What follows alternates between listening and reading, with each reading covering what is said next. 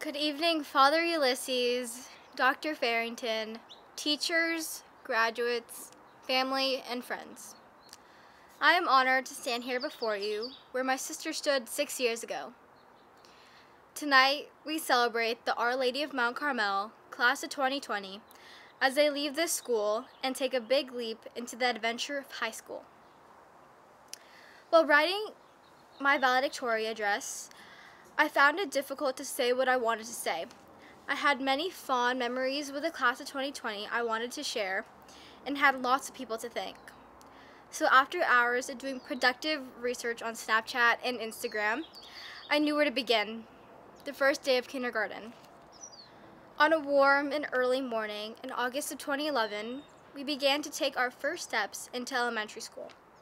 We wore our clean white polos, royal blue sweatshirts, blue plaid jumpers, and navy shorts with a sense of pride.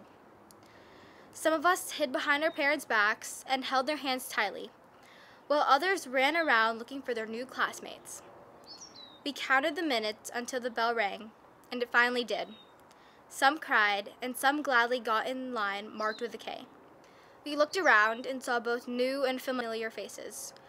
These faces would be the ones we would see for the next 9 years.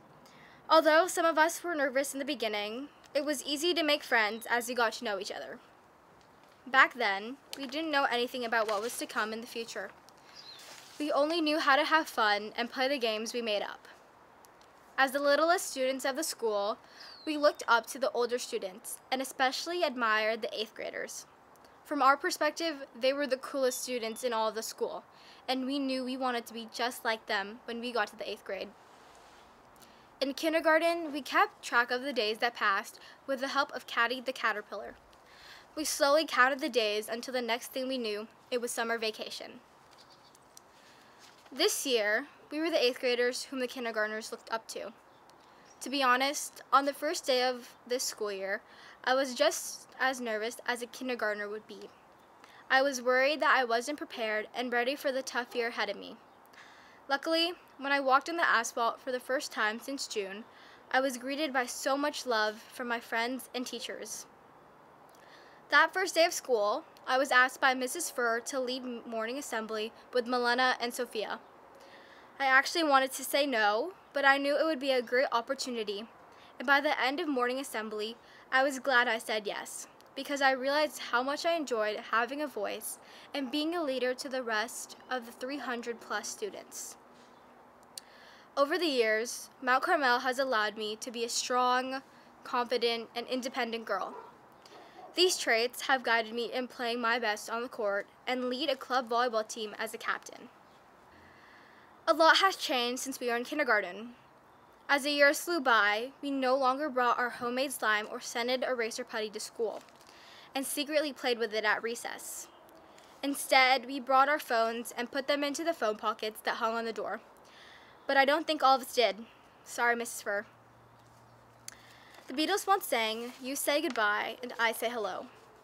Over these past 9 years, we've said hello to Kelsey and Anaya in the 1st grade and goodbye to Miss Hernandez in the 7th grade.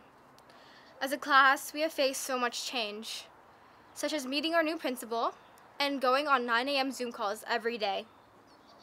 We didn't know our time together in the classroom would be cut short, but with patience, distance learning became our new normal and we quickly adjusted. Our 8th grade year was full of intellectual, spiritual, and physical growth. As the oldest students in the school, we were held to a higher standard and were constantly told by teachers that we were the example, not the exception. The week at Caritas was unforgettable. At camp, we got out of our comfort zones, patched up broken friendships, and began to see each other with new eyes. Caritas made me realize our class is like a close-knit family of 28 loving brothers and sisters. Together, we matured, laughed, cried, and made memories that we will cherish for years to come. Although our class loves each other very much, we can get competitive too. Whether it was playing knockout on the blacktop, the school-wide geo and spelling bee, PE, or seeing how many grapes we could fit in our mouth, we all wanted to win. It's rare to find a group of students who all want to compete to be the best.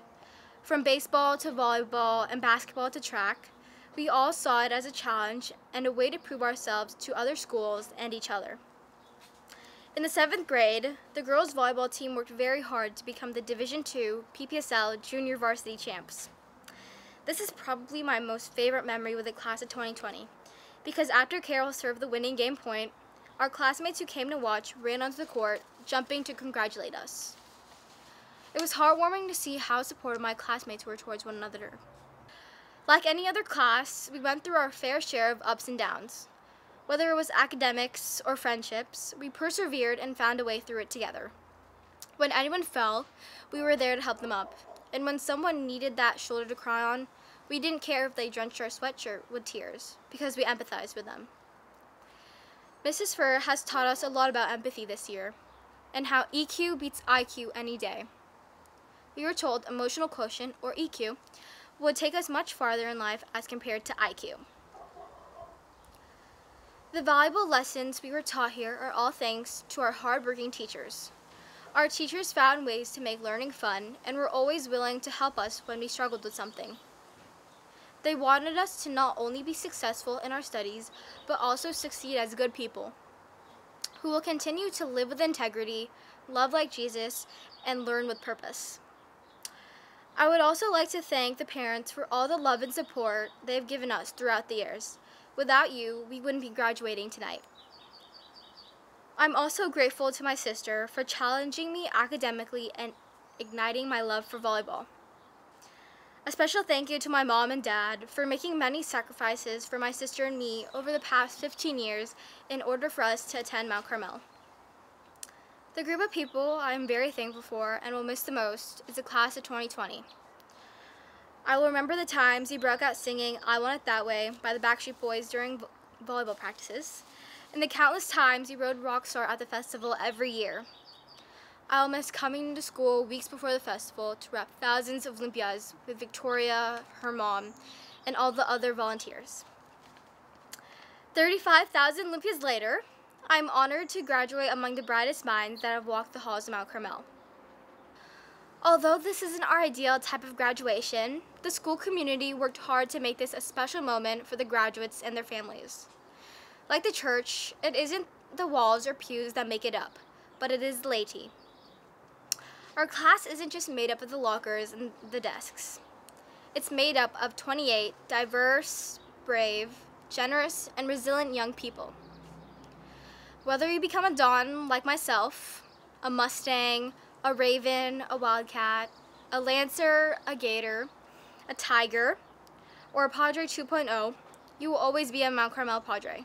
Congratulations, class of 2020. Thank you.